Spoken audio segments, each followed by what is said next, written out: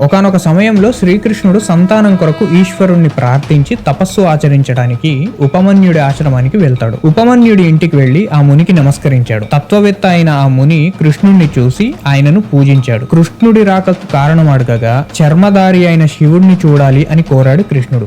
దానికి ఆ ముని భగవంతుడు భక్తితో గాని తీవ్ర తపస్సుతో గాని చూడదగినవాడు, అందువల్ల నీవు ఇక్కడ తపస్సు ఆచరించమని చెబుతాడు. శ్రీకృష్ణుడు శివుడి గురించి తపస్సు చేసి యోగ విద్యను పొందుతాడు. చాలా కాలం తపస్సు తర్వాత శివుడు పార్వతీ సమేతంగా శ్రీకృష్ణుడికి దర్శనమిస్తాడు. శ్రీకృష్ణుడి తపస్సుకు కారణం తెలుసుకుని ఆయనకు వరాలిస్తారు ఉమామహేశ్వరులు. మహాదేవుడు కేశవుడిని తన కూడా కైలాసం తీసుకువెళ్తాడు. అక్కడి ప్రజలు కృష్ణుని చూసి శంకరుడితో సమానంగా పూజిస్తారు. కృష్ణుడు ద్వారక వదిలి చాలా కాలం అవడంతో ద్వారక ప్రజలు భయంతో ఉన్నారు. నారదుడి ద్వారా కృష్ణుడి జాడ తెలుసుకుని వెనక్కి తీసుకువస్తారు. కృష్ణుడి రాక తెలిసిన ఎంతో మంది మునులు ఋషులు అక్కడికి వస్తారు. అందులో మార్కండేయుడు ఒకరు. మార్కండేయుడు గొప్ప శివభక్తుడు. ఈ సందర్భంలో మార్కండేయుడు కృష్ణుడిని లింగ పూజ గురించి అడుగుతూ లింగోద్భవం ఎలా జరిగింది అని ప్రశ్నిస్తాడు. అప్పుడు కృష్ణుడు మాట్లాడుతూ, ఈ